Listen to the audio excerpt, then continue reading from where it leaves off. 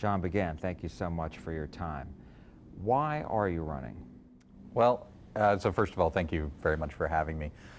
I am running because I was doing a lot of research. So my background is in cognitive neuroscience. I studied the way that the brain changes as people get older and how we can keep that healthy as long as possible. And it was great. We were doing some really good research, but I ultimately saw that there was a lot of really bad policy coming out of Washington, D.C. when it came to science policy in general, as well as my own specific area of research. Some of that manifested as cuts to things like the National Institutes of Health, the National Science Foundation, Centers for Disease Control, and the like. And ultimately I was wondering why that was, and so I looked into it and I found out that there basically are no scientists in Congress. There's one PhD level research scientist. For context, there are about 200 lawyers, about 200 business people, there are about 100 military vets, there are, you go through the list, and there are a lot of other really great professions that are represented, but science just isn't one of those. In fact, while there is one scientist there right now, there's never even been a neuroscientist. And personally, I think it would be helpful to have somebody in Washington who, knows how the brain works. And so, given that, what is the essence now of your campaign? Yeah, so what we're really focused on is, I think over the years, when 2016 happened and then everything kind of since then, we've really seen this polarization. A lot of ideological differences that are coming out that really separate the right and the left. And it's been frustrating for a lot of people.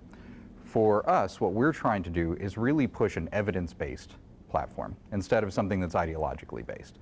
So at the end of the day, when you look at my platform, I get asked a lot, are you progressive? Are you, more moderate? Where do you fall? It kind of depends on what the evidence says. So on certain things, I seem to be much more liberal. On other ones, I seem to be a little bit more moderate, because that's what the evidence is telling us, that this is how you solve your problem.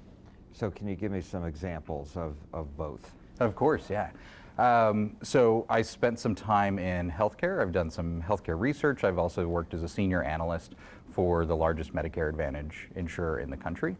And what we found there, what the evidence showed was, look, if you want to reduce costs, if you want more people to be able to get into the system to access healthcare, then what you do is you invest in preventative medicine.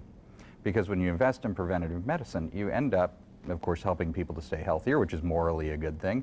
And then you also drive down your costs, because healthy people simply cost less. So that's something that we're kind of pushing for. In addition to that, I've spent a lot of time teaching. I'm the only teacher in this race, and so I've been teaching for more than a decade now. A lot of it has been at community colleges. I think community colleges are a fantastic investment. And one of the problems, one of the struggles I've seen for a lot of my students is that they have kids and they struggle with childcare. And so they end up missing class, and that kind of snowballs into a point where maybe it either takes them a long time to finish or they don't finish at all. So what we're proposing and what we're pushing for is universal on-campus childcare starting at community colleges and then moving up into public universities. And we fund that through Early Head Start. Early Head Start actually already does some of this. We just need to expand it. A while back, I had the opportunity to work as the chief operating officer for a nonprofit in Tarrant County that worked with homeless women and children. And one of the things that we provided was childcare, because that's a huge barrier. It's a huge reason why people end up experiencing homelessness. One of those particular childcare centers was on UT Arlington's campus. So we've seen it. The proof is there. It works great. The only problem is there's a huge waiting list. It's just simply not big enough. And ultimately, again, that's going to help all those people to get through, get their degrees. It's going to help the children so that they're ready for kindergarten when that happens. And it's going to drive down costs, because now people are out there in control of their lives. They don't need SNAP, they don't need Medicaid, they don't need these other social services that are going to drive up, say, tax costs. What are your other top priorities? Yeah, so as a scientist, of course, climate change is a big deal to me. I do support the Green New Deal. I think it's a nice framework, a nice set of goals to achieve. What I would like to see is, in addition to investment in renewables and in addition to increasing efficiency, because that's another way that we can drive down our carbon emissions, is to invest in next generation nuclear technology. So things like molten salt reactors, thorium reactors, those sorts of things. Something that was looked into back in the 60s and 70s. There are some proofs of concept, but ultimately we decided to go to something that you can turn into a bomb. So the uranium and plutonium reactors instead. Moving to thorium reactors, they are safer, they're more efficient, they're cleaner. And if we get into a situation where we've got a country like Iran is right now that wants nuclear energy, but we're concerned that they might ultimately turn that into a bomb, something like a thorium reactor is a great alternative to be able to provide to a country like that, where it essentially is would be very, very, very difficult to turn into a bomb. When people hear about the Green New Deal, some people say, whoa, whoa, whoa. I mean, are you talking about no more airplane travel? Are you talking about ending the oil and gas industry, which is a big business here in Texas? So those are fair questions. What I would first say to somebody who says that is, have you read the Green New Deal? It's not very long, it's only a couple of pages. If anybody who hasn't read it, I would strongly recommend. It's really just a set of principles, it's a set of goals that we're trying to get to.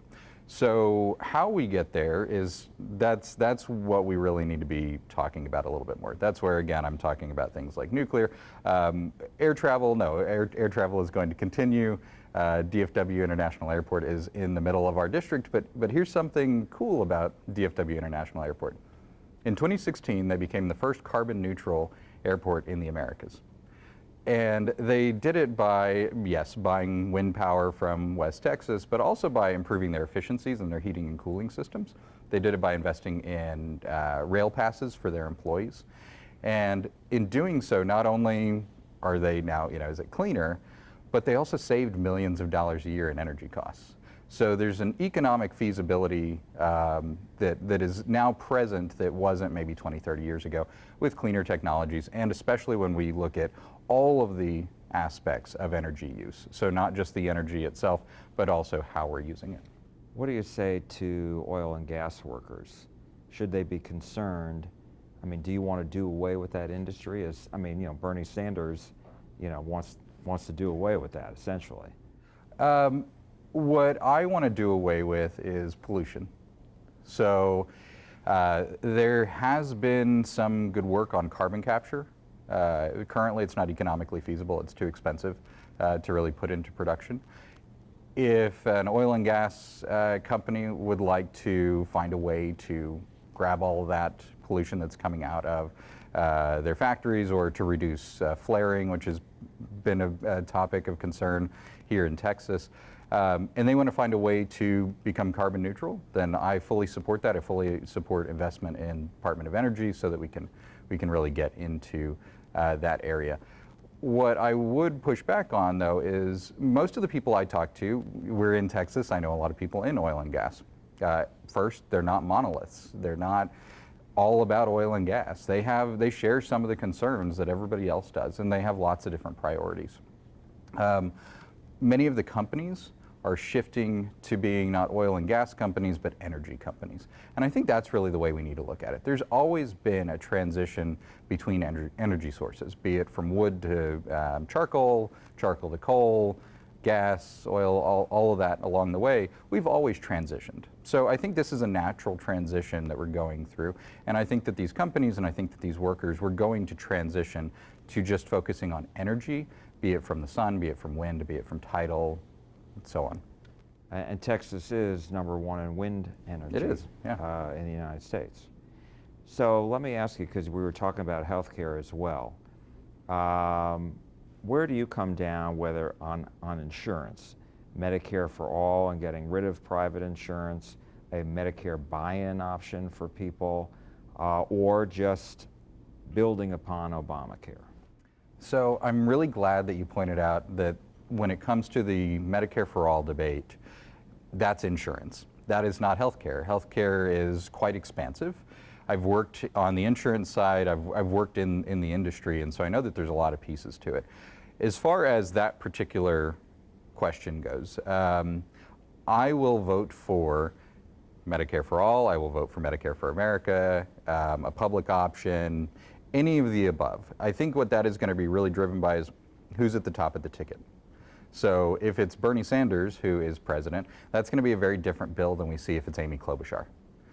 Either one of those expand access to health care for millions of Americans, and I will gladly support any of those. But what we need to start talking about is not just the insurance side. We need to talk about the costs that go along with it. And again, that's investing in preventative medicine. But that's also understanding that one of the reasons why the costs are so high is because there are other things that impact it, like education. When you have docs that are coming out with $300,000-$400,000 in medical debt, well, that limits where they can live. It limits what they can practice. It limits how much they can charge. So if we can bring down the cost of education and make that more accessible, well, then we can start there. If we look at the fact that 20 years ago we capped the number of residency programs that we'll pay for through Medicaid and Medicare, even though our population has continued to grow and grow and grow, and we're not keeping up with the demand, if we change that, well, then we can lower the cost and increase the access. If we clean up our air, well, then we have fewer asthma cases that are out there that we need to pay for, and we can increase access. But let me just get back to the insurance question, because it's very topical. So you have no preference on any of those? No, I do have a preference. I will vote for any of them, but my preference and where I ultimately see this going is some sort of a base where everybody has some sort of access, some sort of coverage. But on top of that, you would be able to kind of upgrade, if you will. Most likely the scenario I see that this coming down to, and kind of my preference, would be the way that Medicare and Medicare Advantage work right now, where you do have kind of this large public option that everybody has access to, traditional Medicare. But if you would like, you can enhance that. You can go to Humana, Blue Cross Blue Shield, Aetna, any of these others, and purchase an upgraded package. So you would no longer, under your plan, get a private health insurance from work? I think that could be part of that solution, though personally I would like to see a decoupling of insurance from work. I think there are a lot of people who are trapped in jobs that they hate simply for health insurance. It also makes it very, very difficult when you're transitioning job to job, because look, the doctor that you might have been with for 10 years may not be on this new insurance that you have no control over with your new employer. Let's talk about illegal immigration. Where are you on extending the border wall? So I grew up on the border. I grew up in El Paso. My house backed up to the Rio Grande. It was the part that separated New Mexico and Texas, though. But it was right down the road from where the wall is being expanded. Let's be clear about something. There's already a lot of fencing. It's strategically placed. It's in the places where we do need some sort of fencing. When Donald Trump talks about expanding a wall, what he's talking about doing is putting it in places that we don't need it anyway. It's expensive. It makes absolutely no sense. It doesn't make us any more protected than we already are. As far as immigration goes, we need to clean up the system. We need to get rid of the backlog that we have right now. Right now there are people who are waiting 10, 12 years to go through the process.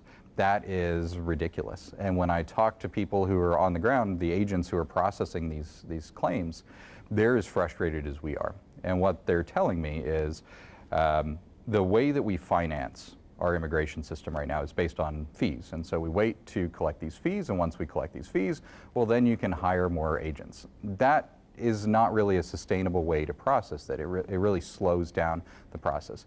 If instead we funded up front and then collected the fees to pay back that funding, then there would be stability in the system, and they'd be able to have the appropriate number of agents to be able to process all of these claims. And as far as dreamers and those folks who have been in the United States living here for decades who came in illegally, do you support a path to citizenship for them? I do, wholeheartedly. A little while back I was talking with a woman. She didn't know that I was running for Congress. We were just having a conversation. And ultimately it did come out that I was running, and I said, so you live in this district, you live here? And I didn't know at the time what her status was. But I said, what's important to you? What matters to you? What are the things that get you out of bed? And she said, I'm a dreamer. So I've done the paperwork, I've done everything, but now with these changes, I'm not sure what's going to happen. And what concerns me the most is that I am in college right now, I'm finishing my degree in special education, and I'm not sure at the end of this if I'm going to have a job or if I'm going to get deported. That just makes no sense to me. We have people that we have invested so much time and money, people who are part of this community, who are doing things that we want them to do. They're going into special education, for example. Why in the world would we not keep them here and make them full members of the society? And let's talk about guns, and obviously we saw the horrific shooting in El Paso. Mm-hmm. And I'm wondering, do you believe in more background checks, red flag laws, and other restrictions on guns? I believe in responsible gun ownership, which does include background checks and red flag laws. Yeah, I grew up shooting. I've shot everything from a BB gun to an Uzi. And I know how to do that responsibly, and I have no problem with universal background checks. And when I talk to gun owners, regardless of what their political background is, even if they're Democrat, Republican, Independent, most of them agree that universal background checks is a great idea. Most of them go through this already. So about 80% are already going through background checks. It's those other ones that we need to make sure happen, so that we make sure that guns don't end up in the wrong hands. So that's something that we're really pushing for the most, is really focusing on universal background checks. I think that's where there's the most buy-in, and I think that's where there's the largest opportunity to be able to reduce gun violence in the United States. And what about a ban on assault-style weapons? Yeah, so I do support a proactive ban. I do not support a retroactive or a mandatory buyback. I'm okay with an optional buyback. But I do. This is one place where I disagree with people like Beto O'Rourke and some of the other candidates in this race, is about a forced buyback. Yeah. And I wanted to ask you, you're running in a pretty crowded Democratic primary. Yeah. So why should voters, Democrats and those who lean Democrat, go with you as opposed to the other people in the race? Yeah, so I'm glad that you brought lean Democrat. I'd even say independents and Republicans. The other night I was at a forum, and it happened to be one of the few forums where we had everybody there. So it wasn't just Democrats, we had Republicans and an independent as well. And one of the Republican candidates stood up and he said, so before I answer this question, I want to say, I don't think you should vote for a Democrat, but if you do, this is the one you should vote for. He said he's really smart, he's got good ideas, he's following the evidence. And so while I disagree with him, and we're different parties, if you were going to vote for a Democrat, this is the one. And the reason why that is because this election in 2020 is really going to be about, do you want to hide in the past or do you want to move to the future?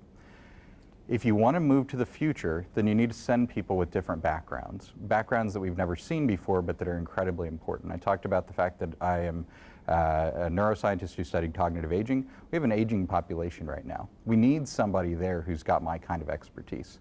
I also happen to be the only teacher in the race. If you value education, then probably helps to have somebody who's got that background there. I'm the only person with a healthcare background in this race. So if healthcare is something that gets you out of bed, then I'm probably your best choice.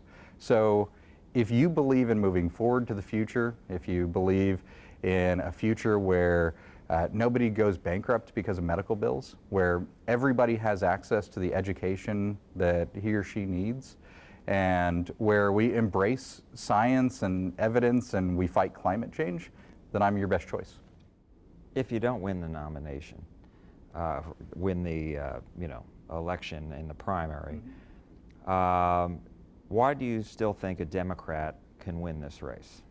Well, Democrats have already won here. Beto O'Rourke won this district in 2018 by 3 points.